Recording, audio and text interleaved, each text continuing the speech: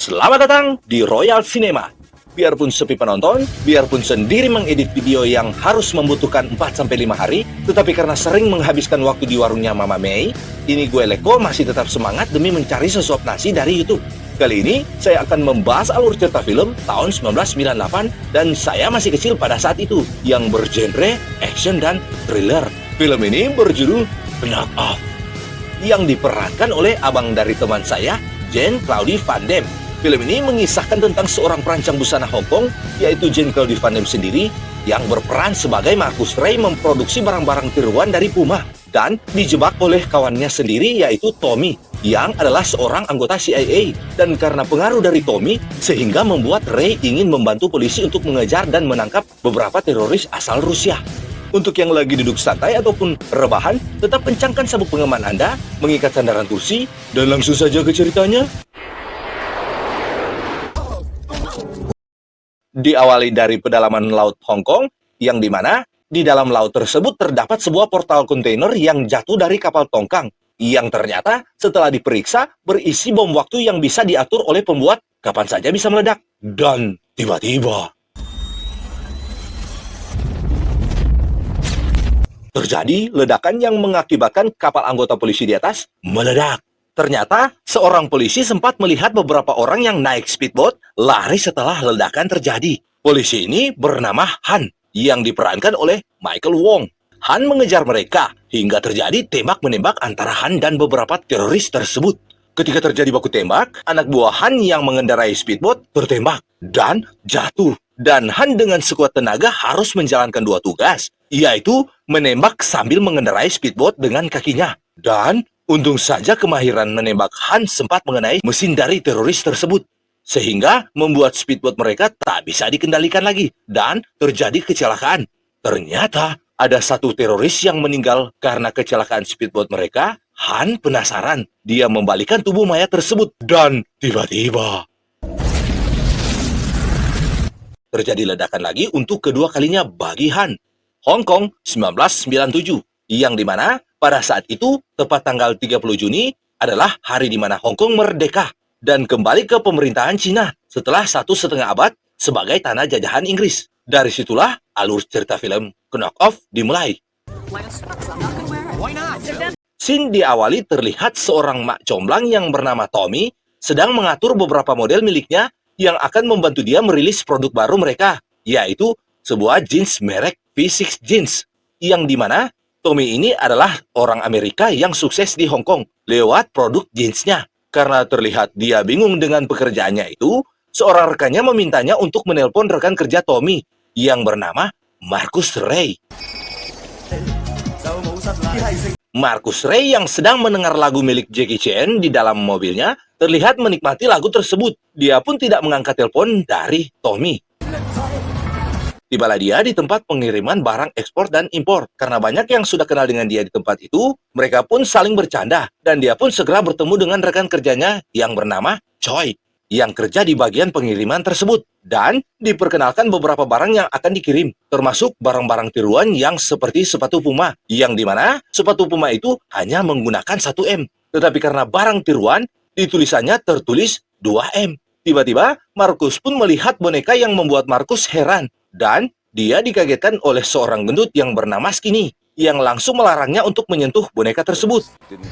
Seperti akan diadakan acara parade atau semacamnya, terlihat Tommy sedang sibuk untuk mengatur semua karyawannya. Dan tiba-tiba, tokoh utama dalam film ini pun datang, yaitu Marcus Ray. Nampak sekali beberapa karyawan mereka menghampiri dia. Ternyata, karena Marcus orangnya loyal, baik hati, dan kaya, dia pun banyak yang ngefans. Dan dia pun disambut rekan kerjanya Tommy. Dan Tommy menceritakan beberapa hal tentang rapat desainer dan tentang pertandingan yang akan diikuti, yaitu pertandingan Jin Riksha, di mana pertandingan itu mempertandingkan balapan becak orang.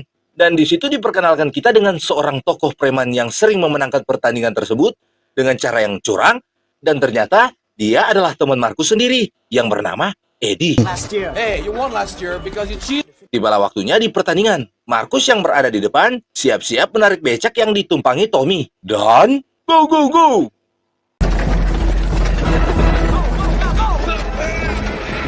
Di tempat lain, terlihat beberapa orang yang bersiap untuk menggagalkan pertandingan dan membidik Eddie sebagai target penculikan.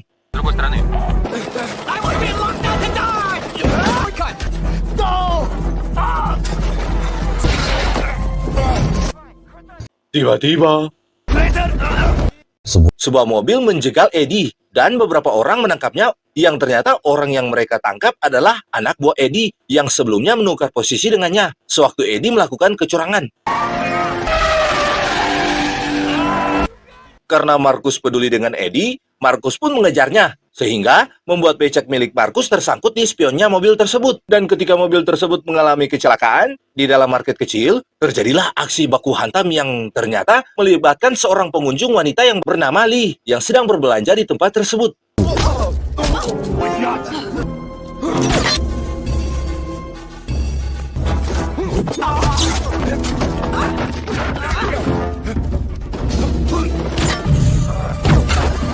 Sewaktu perempuan itu mengeluarkan pistol dan borgol nampak dari arah samping seorang teroris menembaknya. Tetapi mengenai kawan dari teroris tersebut, tanda pengenal cewek tersebut jatuh. Ternyata Ling adalah polisi Hong Kong. Setelah terasa aman, cewek itu langsung menangkap Markus. Berikutnya, mereka diperiksa di kantor polisi. Beberapa pertanyaan yang polisi tanyakan, tetapi karena mereka hanya pengusaha, mereka tidak tahu terlibat dalam kasus apapun. Di ruangan lain, terlihat beberapa polisi yang melihat dan merekam serta menganalisa gerakan tubuh dari Markus dan Tommy. Yang dimana terlihat dari gerakan tubuh mereka berdua, ternyata mereka berbohong dan menyembunyikan sesuatu yang entah apa yang mereka sembunyikan. Karena tidak mendapatkan apapun keterangan yang jelas, mereka pun dilepaskan. Ketika mereka berjalan keluar, mereka dihalangi oleh seorang wanita yang bernama Karen. Karen itu adalah wakil eksekutif pemasaran internasional V6 Jeans, yang ternyata anak buah mereka. Karen menjelaskan bahwa produk yang mereka pasarkan ke luar negeri ternyata palsu, dan bahwa bahan yang mereka gunakan menggunakan denim 8 ons murahan, bukan denim 14 ons. Seperti diketahui, denim adalah supplier kain jenis terutama yang sekarang sudah memproduksi produk milik sendiri seperti kaos, jeans, dan lainnya. Produk mereka palsu setelah mendapat laporan inspektur dari manifest pengiriman mereka. Karena mereka kaget dengan produk mereka yang palsu, mereka pun segera menebusnya dengan menarik semua produk dari yang telah mereka pasarkan. Di tempat lain, di mana terlihat beberapa teroris yang mencari Eddie sedang menginterogasi beberapa orang yang sedang mandi, menikmati sauna air panas. Tetapi mereka tidak menemukan di mana Eddie. Mereka pun membunuh orang tersebut. Kembali ke Markus dan Tommy, mereka yang sedang duduk menikmati makanan di kedai milik Manny, dan tak sengaja Markus menumpahkan air panas ke baju Tommy, membuat Tommy ingin ke toilet untuk membersihkan diri. Tiba-tiba, dia dibawa beberapa orang ke atap. Markus yang penasaran pun mengecek ke toilet, karena Tommy tidak kunjung kembali. Ketika Markus di toilet, dia melihat jendela terbuka. Dia pun penasaran dan mengecek yang ternyata dia bertemu beberapa orang yang menghalanginya untuk mencari Tommy. Terjadi gelut. Setibanya di atap, dia perlahan menaiki tangga dan melihat Tommy yang sedang berbicara dengan seseorang. Markus pun naik dan mengejutkan mereka. Sampai dia mendorong mereka, sehingga hampir membuat mereka terjatuh. Dan muncullah satu orang yang bernama Harry.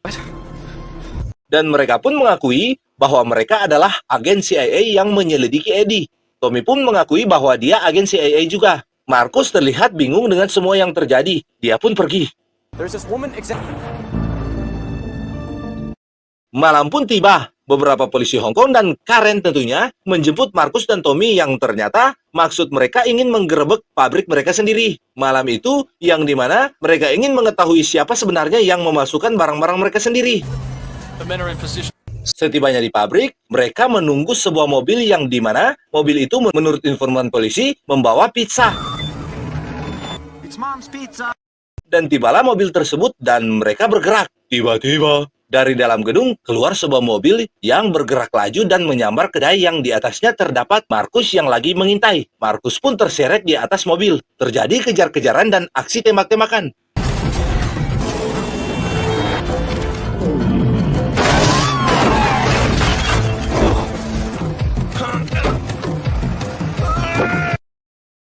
Karena Markus memiliki keahlian bela diri, dia pun menghajar beberapa teroris tersebut.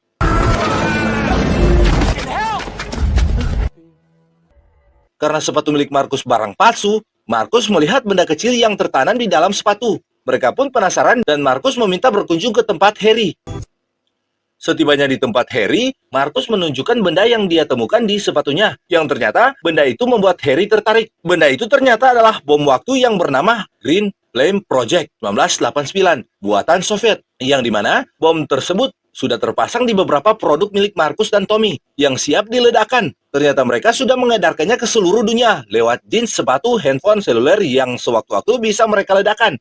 Jalan satu-satunya mereka harus mencari pemilik pemicu remote control tersebut agar tidak terjadi ledakan yang bisa meratakan dunia ini. Setelah mendapatkan informasi tersebut, mereka pun kembali ke apartemen mereka. Tiba-tiba, seorang anak kecil memberikan durian yang menandakan pesan dari Eddie, yang dimana Eddie ingin bertemu dengan mereka di pasar buah. Mereka pun menuju ke tempat Eddie.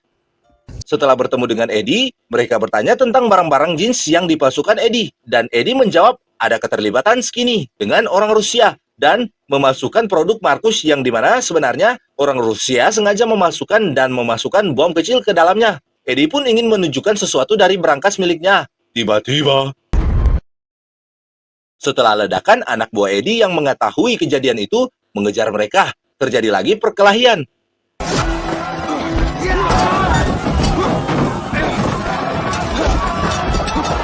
Tommy yang lari ternyata menuju ke ruangan CCTV. Dia pun segera mengambil kaset recorder hasil rekaman yang ada di pasar itu. Dan mereka pun lolos. Scene berikutnya, terlihat Skinny yang ingin melarikan diri, tiba-tiba didatangi Markus dan bertanya kepada Skinny tentang Eddie. Skinny pun salah menjawab. Tiba-tiba terjadi gelut lagi. Markus pun menghajarnya dan ingin membawanya ke kantor polisi untuk mengakui perbuatannya. Tiba-tiba, anak buah Skinny memblokir jalan dan mengejarnya. Dengan skill driver yang dimiliki Markus, dia pun mampu meloloskan diri dari tempat itu. Di tempat lain, Tommy yang sedang membersihkan luka didatangi Karen. Karen pun dengan pedulinya mencoba membantunya dengan membersihkan lukanya dan sedikit menggodanya. Di tempat lain lagi, Markus yang menangkap Skinny membawanya ke kantor Harry untuk diinterogasi. Markus yang membawa rekaman kejadian di pasar tadi segera mengecek isi dari rekaman tersebut. Yang ternyata di rekaman tersebut ada seorang gadis yaitu Karen. Markus pun segera ke tempat Tommy, yang dimana Karen sedang bersama dengan dia. Tiba-tiba dari kantor Harry terjadi ledakan. Markus berpikir Harry sudah meninggal. Kembali ke Tommy dan Karen. Mereka yang berencana ingin main kuda-kudaan dikagetkan dengan kedatangan Markus yang ternyata Karen sudah siap-siap menembak Tommy. Tiba-tiba digagalkan Markus. Karen pun mengakui bahwa dia anggota CIA dan Tommy adalah agen palsu yang dibuat Harry. Ketika memeriksa keaslian kartu agen CIA milik Karen, mereka pun mendapati informasi dari Karen tentang lokasi teroris tersebut. Karena ini hari kemerdekaan Hong Kong, maka untuk ke sana mereka harus menggunakan pakaian formal agar tidak menimbulkan kecurigaan dari pihak musuh. Ketika mau berangkat, Karen dan Tommy yang lebih dahulu keluar ruangan dihadapkan oleh musuh. Di dalam ruangan, Markus pun sedang bersiap-siap. Tiba-tiba, dia dikagetkan oleh seorang polisi yang bernama Han yang tiba di tempatnya dan melumpuhkan seorang teroris yang memasang bom di pintu keluar milik Markus. Selanjutnya, terlihat Tommy dan Karen terikat di kapal tongkang yang disandra oleh beberapa orang Rusia. Terlihat teroris tersebut sedang membuat bom untuk dipasang di ponsel. Harry sebenarnya belum meninggal. Dia pun muncul dengan beberapa anggotanya di kapal tersebut. Sembari mengulurkan waktu, Tommy mengoceh dengan sendirinya, sehingga membuat teroris itu bosan dan muak dengannya, hingga ingin memberikan air keras ke mulut Karen. Tiba-tiba, beberapa agen Harry muncul dan menembaki orang tersebut. Yang ternyata, Harry sudah berkhianat dan membelot ke jaringan teroris. Tiba-tiba, Markus pun muncul di kapal tersebut. Ketika mereka hendak menembak Tommy dan Karen, Marcus pun muncul dan menjatuhkan kren ke arah mereka. Ketika Harry menuju ke arah Tommy dan Karen, Tommy melempar air keras tadi. Terjadilah baku tembak dan baku hantam antara Marcus dan beberapa teroris tersebut. Di tempat lain, Detektif Lee yang menangkap signal dari mereka segera menuju ke lokasi. Kembali ke lokasi, Tommy yang berhasil lepas dari ikatan, dia langsung menolong Karen.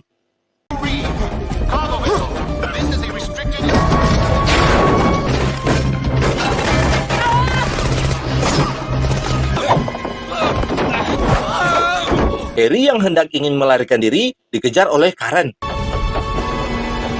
Di tempat lain, Marcus yang sedang bertarung dengan orang-orang yang paling mahir berkelahi, tiba-tiba Tommy menolongnya. Ketika Harry ingin meledakkan bomnya, tiba-tiba Karen membuang bom kecil yang didapati Karen sehingga membuat Harry dan anak buahnya meledak. Mereka pun selamat. 2 jam kemudian, terlihat mereka sedang berada di klub malam sedang merayakan kemenangan dan film pun tamat. Ending yang mengharukan karena bertepatan dengan kemerdekaan Hong Kong. Terima kasih sudah menonton Pakatuane Pakalawiran yang artinya semoga sehat, lanjut usia, dan bahagia selalu. Ciao, bye-bye.